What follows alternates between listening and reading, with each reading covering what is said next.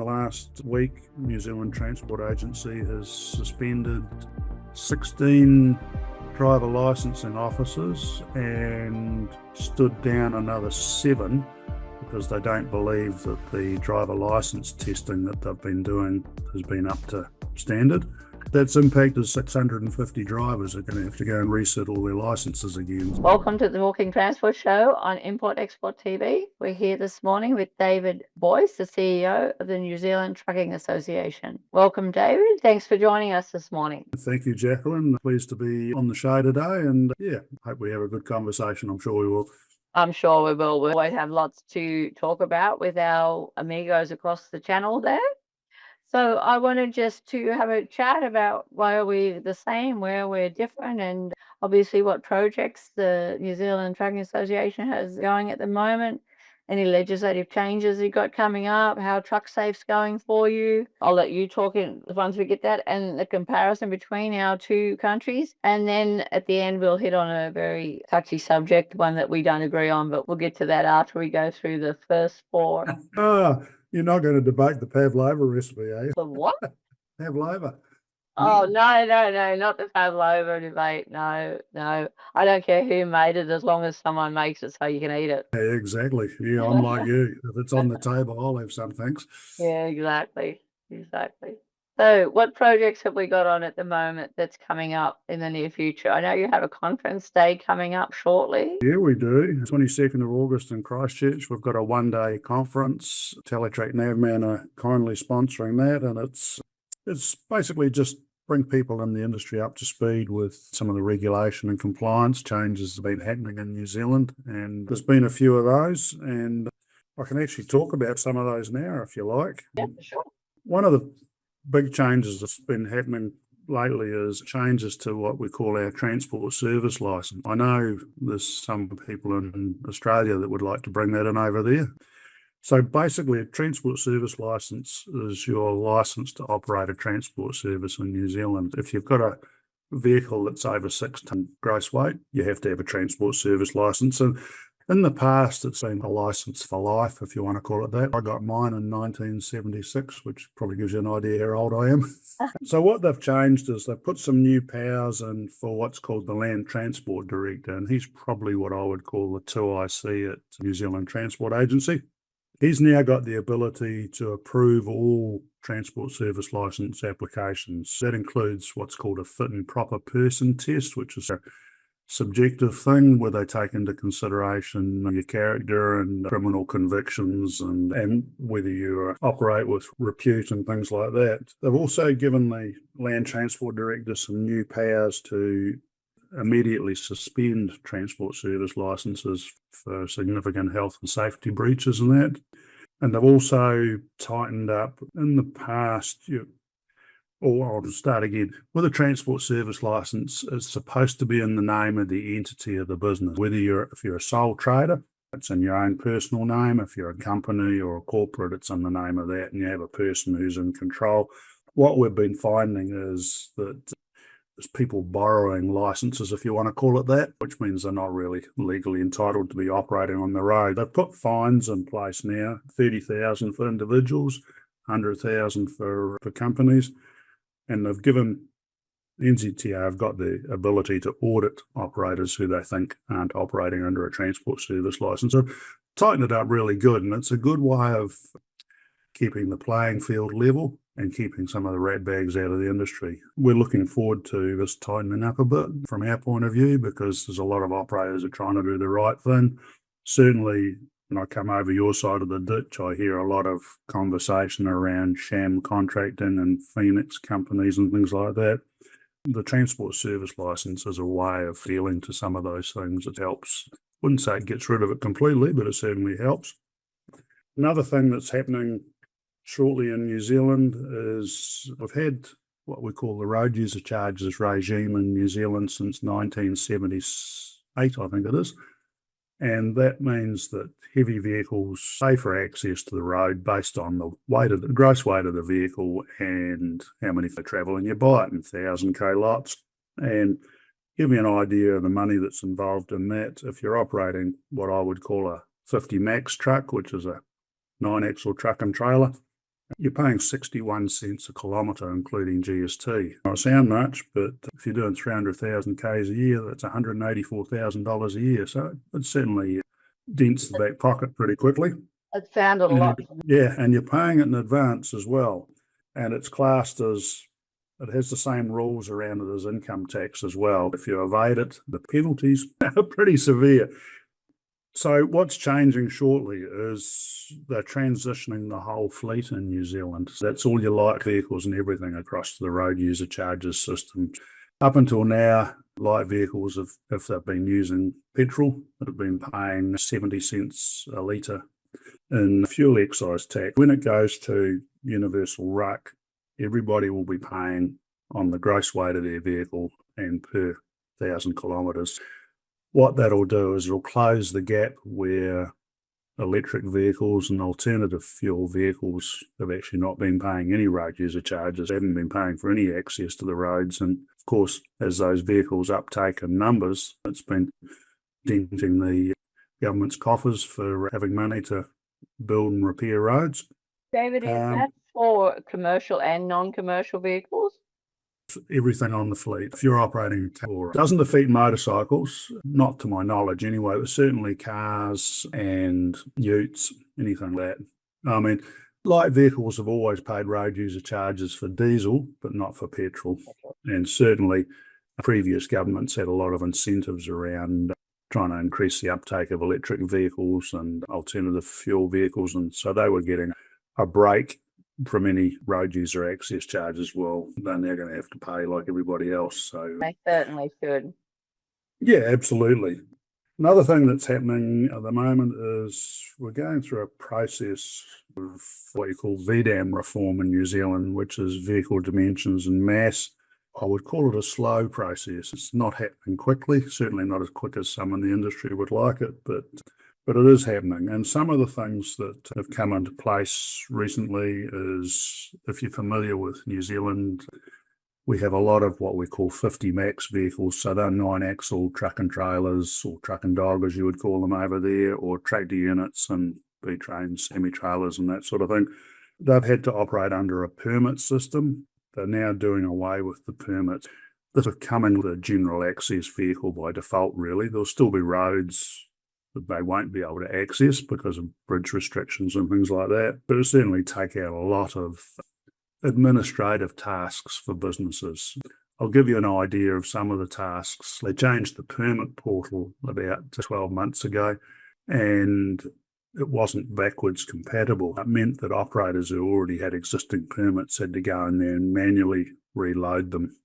And I know one operator I was talking to had 569 permits to manually reload. So you can imagine that was a bit of a headache. Some of the other changes that are coming in with the VDAM reform is we have 5 classes of licenses over here, and a class 1 license is a car license. Traditionally, it's enabled you to operate a vehicle up to 6 tonne gross. So that would cover off most of your camper vans and small commercials and that. They're now increasing the weight limit on that to 7.5 tonne, and that's to allow for your heavier battery electric EVs and things like that. And they're also changing the weight limit on class 2 vehicles, which traditionally have only been up to about 15, 16 tonne gross. What they're doing is they're making a change here and allowing 3-axle battery electric public transport buses to operate up to 22 tonnes on a class 2 licence. So that will help some of the public transport operators attract drivers suitable for those vehicles. Yeah, as an industry, certainly looking for longer and heavier vehicles. We'd love to have some of the combinations you guys have on the road, but our network's really designed for a lot of that. I mean, what you would call a short haul, 500 or 600 kilometres, is a reasonably long trip here. Some of the roads we go over. Oh, the trailers that hang off the edge of the country. Come on. Oh, absolutely, yeah. So there's really a lot happening. There's a lot of update and reform going on at the moment over there. A huge amount, it sounds, in the licensing and just in the vehicles themselves, not necessarily in the vehicles themselves, but how they're getting permitted. And that general access makes such a huge difference if there's the exception rather than having everybody have to do the permit. When we first bought B doubles in Australia, you had to have a permit and council permission to go on every road. It was the biggest nightmare. And then when they made it access, and even for the 4.6 metre stock crates, when we got that approved west of the Newell Highway, we were just such a huge relief to have that approved, and you didn't have it, carry it. And some of these things are just such a no-brainer, but they take so long, and then how they're brought in is not necessarily how you envisage them. But when it comes through, it's just, oh my goodness, this is such a blessing. Oh, absolutely. Because I mean, if you look at your 50 max vehicles, 22 metres and 50 tonnes and 4.3 metres high in New Zealand, and you can go to 2.55 metres wide. And we're trying to get a little bit higher, and we're trying to get 2.6 metres wide because we've got the same problems you guys have, and that is a lot of the vehicles you're sourcing from overseas markets are 2.6 metres wide. so you, and New Zealand, I think, buys about 0.5% of the world's production of trucks. So our ability to hold a big stick at the manufacturers and go, you must do this. The other things, or not one of the other things, some of the other things that are a problem with our vehicle and dimension stuff is some of our regulations aren't enabling technology change. For example, a lot of work around powered axles on trailers. In the New Zealand context, if you put a powered axle on a trailer, it's classed as a motor vehicle, and then it has to have all the things that a motor vehicle has, of course. So that's stopping that from happening at the moment. So we need some legislative change to enable that technology to come through. Hoping that some wise heads expedite that, but I wouldn't hold too much hope for that there, Jacqueline. I really find that sometimes you just need that one person that gets into that department, and it just brings change so fast. And you might have been dealing with this bureaucracy for so long, and then you'll just get someone who just sees sense, whether they come from the industry or their families come from the industry, and they're suddenly, why has this happened? Why hasn't this happened like years ago? It makes so much sense to bring it forward. Many years ago, and I shouldn't say this because I live in Victoria, but Victoria was quite backward, like back 50 years ago. And now it's one of the most progressive states, or the way I see it, in transport. And it's been that way because I don't know what changed, but it just became such a progressive state when something happened and everything went forward, and it just became such a different industry in a very short time, and really makes a difference. Sometimes it just takes that one person to change the whole perspective of it. So, a controversial subject I wanted to talk to you about was the transport service license. I've got a couple of questions for you on that because I don't obviously agree. Obviously, it's open to corruption from the transport side, where you're saying that people borrow licenses and pay their mates for licenses or whatever so they can operate if they're a bit shonky. But is there corruption and is there corruption available from the other side? Whereas if the people in power or the people that have the final say don't want somebody to come in, that they also have the rebuttal that go, no, he's not a fit and proper person, that they can stop the competitor from getting in. Is there that opportunity, do you think? I haven't seen any examples of that in New Zealand. Certainly, I think someone trying to keep a competitor out would really struggle in New Zealand in the context. I think there's enough checks and balances. In saying that, I haven't seen anything in the transport service licence space, but just in saying that, in the last week, New Zealand Transport Agency has suspended 16 driver licensing officers and stood down another 7 because they don't believe that the driver licence testing that they've been doing has been up to standard. Not sure exactly what's in behind that, whether it's something that's untoward going on or whether they've just been absolutely slack at their job. But that's impacted 650 drivers are going to have to go and reset all their licenses again. So that's a huge impost on the community. And that's not just heavy truck licenses, that's car licenses and everything. So, and if that's proven and they are doing that, that is definitely something that should happen. I think that the licensing is broken in so many places. They're not actually doing their job, and there's not enough checks and balances in auditing in the license process and the training process. Fully agree with that. I think the testing and the training and the licensing process should be fully audited and proven that they can actually do it. But when they're out there and they're actually got a clean record and they've been doing it for a very long time, they're actually able to do it. But it does affect them then when they have to go back and reset and do all that. And it affects their companies and everybody. It's a huge problem. And it's happened in New South Wales when I was working up there, and some of our drivers, great drivers, but they were just caught in this trap.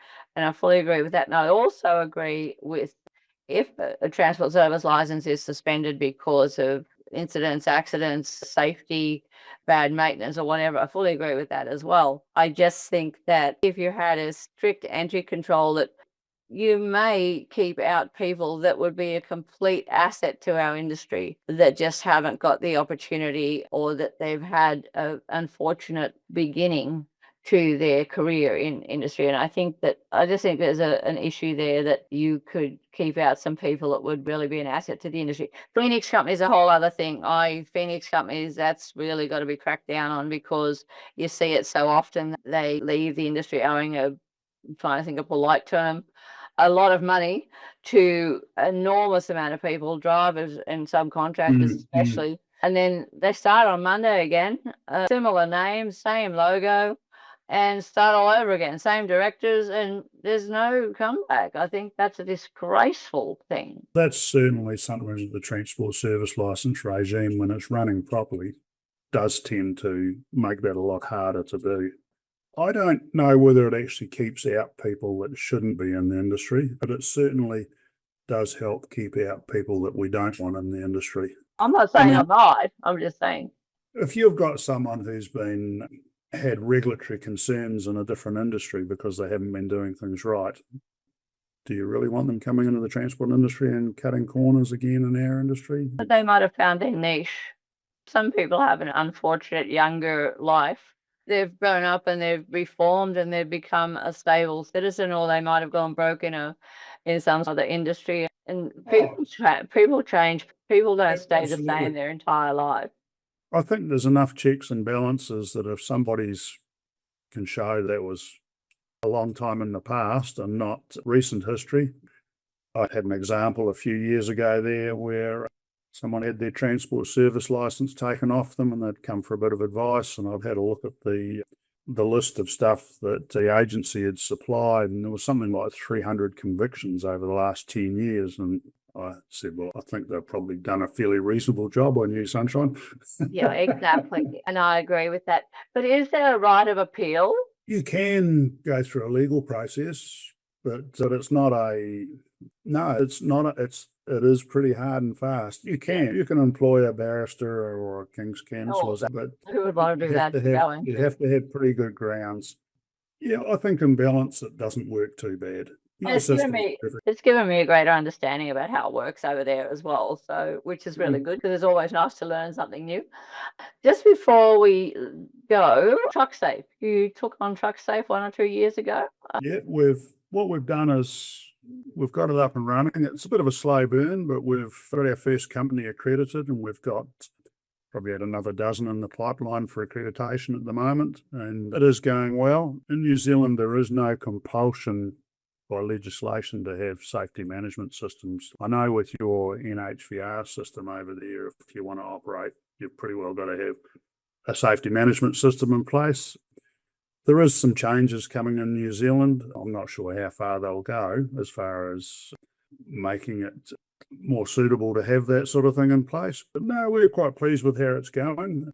One of the other things the association's done in recent times is we've actually set up a charitable trust called the Transport Well New Zealand Charitable Trust. And what we've done is we've put TruckSafe and a number of other initiatives that we see as being good for the whole industry.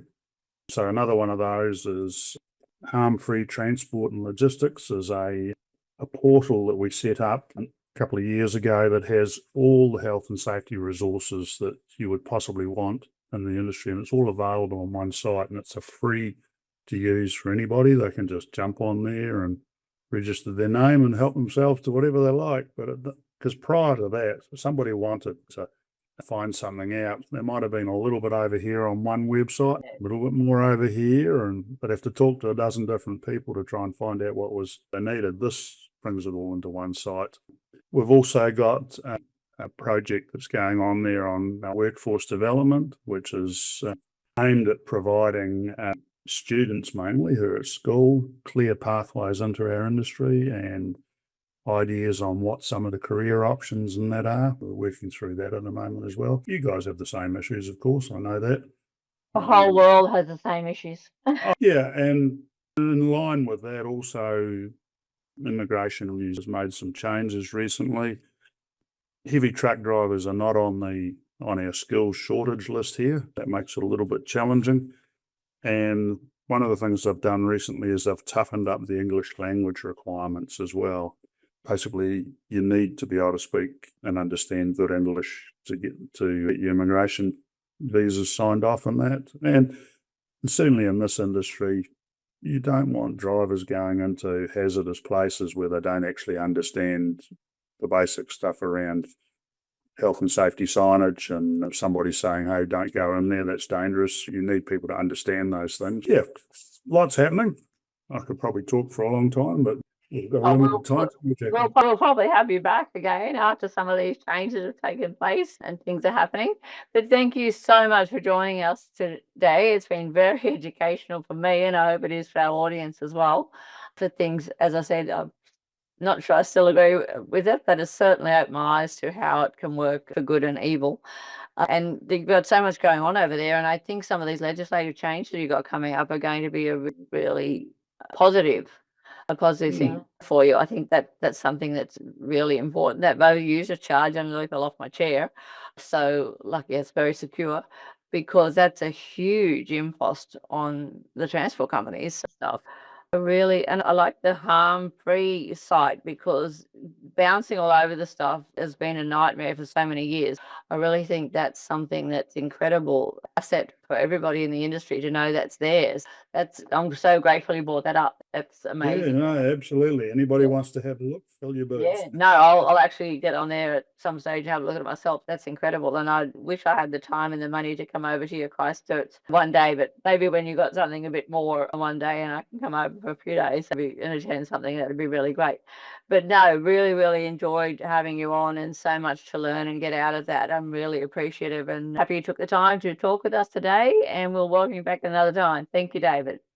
Thank you, Jacqueline. Have a good day. Thank you so much. You too. Take care.